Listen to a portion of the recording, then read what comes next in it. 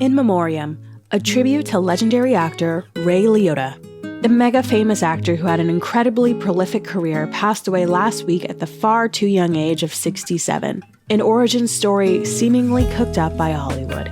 Ray Liotta had a very unique upbringing, extremely far and removed from the Hollywood stardom he would one day see himself achieve. Liotta was born in 1954 in Newark, New Jersey, and was immediately given up to an orphanage. He was adopted by his parents around the age of 6 months and was raised with a fellow adopted sister in Union, New Jersey. Liotta's parents were of Scottish and Italian descent and were heavily involved in local politics, with both running for local office at different points. Liotta found his home and a formidable background growing up in New Jersey in the shadow of the big city of New York, just across the river. Liotta was bound to his ties on the eastern seaboard and went off to college at the University of Miami after graduating high school. During his undergraduate years, he studied acting and theater and left with his Bachelor's of Fine Arts in 1978 as a well-trained and seasoned performer. Most do with art degrees. He needed to find a job to support himself while he pursued acting. Liotta relocated to New York City and got himself a job working as a bartender at the Schubert organization to both keep the bills paid and to keep himself immersed and available to the world of performing. A very wise move to keep himself around the world. He wanted to make an entry to be able to network and get his name out there.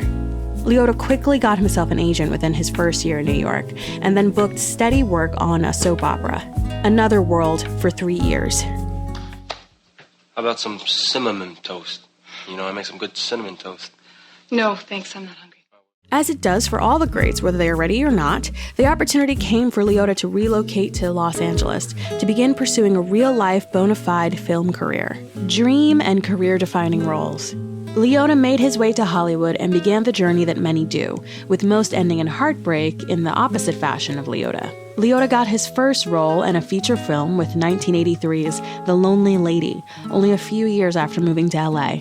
His next and biggest break to date came in the form of Jonathan Dame's 1986 film Something Wild, which premiered at the Cannes Film Festival, in which he co-starred with Jeff Daniels and Melanie Griffith. You know, Charlie, she's not going to be too happy driving around in a station wagon the rest of her life. Liotta received a Golden Globe nomination for Best Supporting Actor for his role as Ray in the film. This would prove as Liotta's biggest break to date and his first time finding himself truly on the map. Liotta's career took off in the right direction, with him booking a part in his most mainstream and beloved movie to date, Field of Dreams, with Kevin Costner and James Earl Jones also starring. Ghost? If you build it, he will come.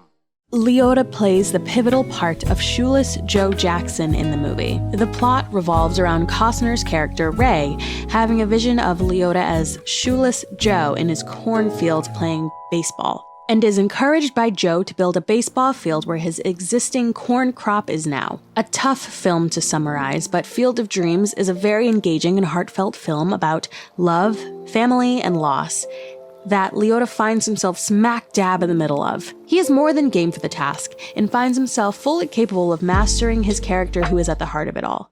You came to play ball, didn't you? Yes, sir. All right, we'll go warm up. Liotta brings a delightful mix of levity and heaviness to the role as the keeper of the secret games, playing the part of the shamed, shoeless Joe as a young man who just wants to play the sport he loves with the people he loves. There's a real beauty and calming presence brought by Liotta, who finds himself responsible and involved in nearly every major scene throughout the film, and proves himself to be one of our finest actors. After proving his value as a film actor in both Something Wild and Field of Dreams, it was time for Liotta to take on the role that would define his career.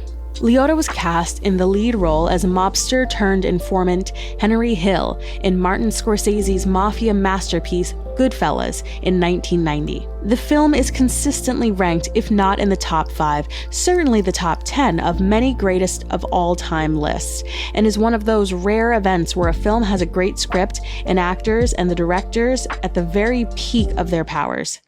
Hi, nice to meet you. My daughter says that you're half Jewish. Just the good half.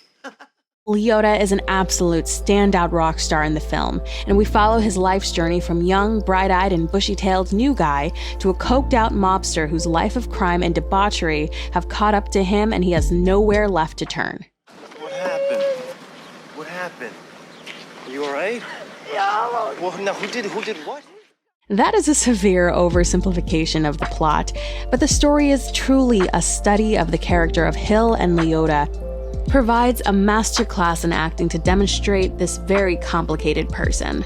It is no surprise, but Goodfellas, like The Godfather before, it is a seminal piece of the work in the Mafia movie database, and Liotta's role is fondly remembered as one of the greatest for any actor ever. Ray Liotta evolved. After absolutely crushing the late 1980s and early 1990s, Liotta was in high demand in Hollywood. He soon began running off an incredibly impressive and prolific acting resume, including roles in Unlawful Entry. He's charging out of the brush, snatches up the little poodle, and takes off. All we ever found of that little... Copland, No Escape, Phoenix, and The Rat Pack for HBO. He didn't stop there, however, and continued to find success on the small screen in parts on shows like ER, for which he won an Emmy, and numerous cameo appearances, including in Just Shoot Me. Liotta continued his incredible career into the 2000s, finding himself at home in many gritty action films, such as Smokin' Aces, Identity, and Blow. As long as I want to. You got a problem with that?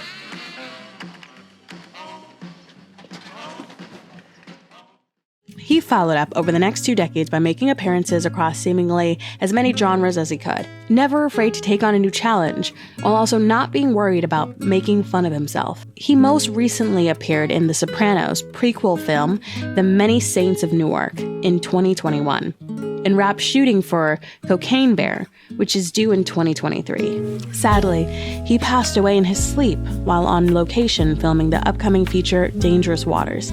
Liotta will be remembered for his incredible chops as an actor, but also his charismatic and incredible presence. A strong voice in any room he was a part of, and an absolutely prolific performer who loved the process and the art he created. Ray Liotta was a brilliant actor and collaborator who will be sorely missed. Fortunately, he has a massive body of work for us all to look back and remember him by.